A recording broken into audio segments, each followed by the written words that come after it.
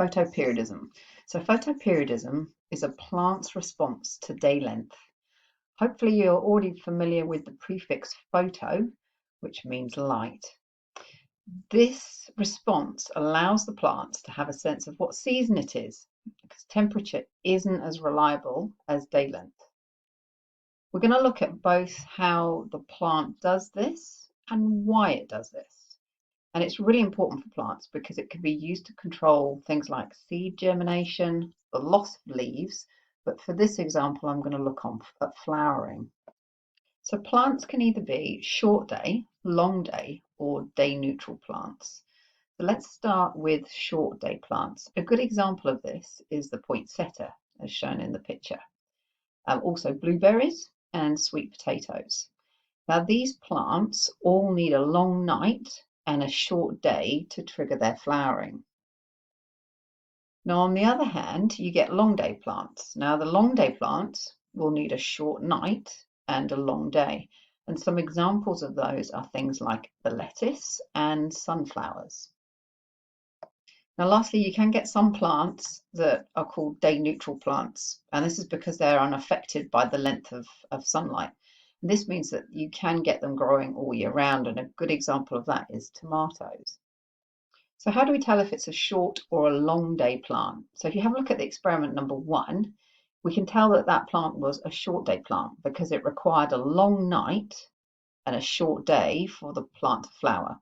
In experiment number 2, the plant doesn't flower at all because the night was too short and the day was too long. So the day actually went beyond what we call the plant's critical day length.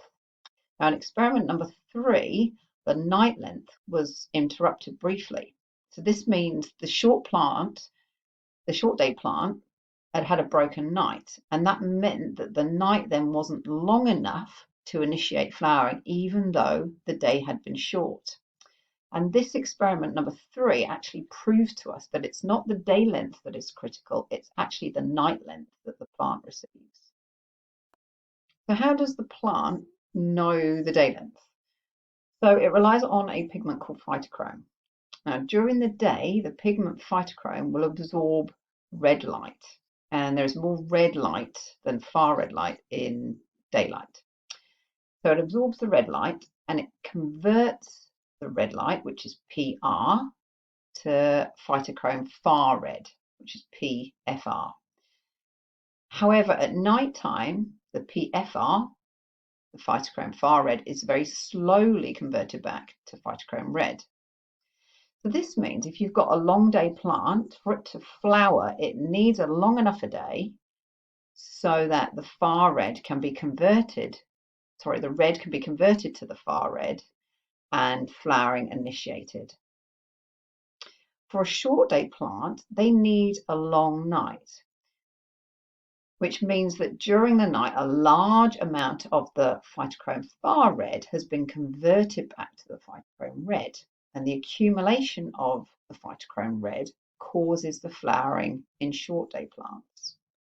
So let's next look at why photoperiodism is important to our plants. Well, there's a couple of really good reasons here. First of all, you don't want flowers occurring when the pollinators are not around. And secondly, you want all the same species of plant to flower at the same time. This will mean then that cross-pollination can occur, and it's really important for genetic variation. If we don't get that variation, then if there is a change in the environment, then they may not survive.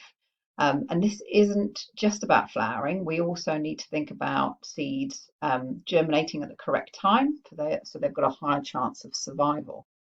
And we can really make advantage of photoperiodism. So by altering and controlling the amount of day and night length that we give to plants, like fruits and vegetables, we can then grow them all year round.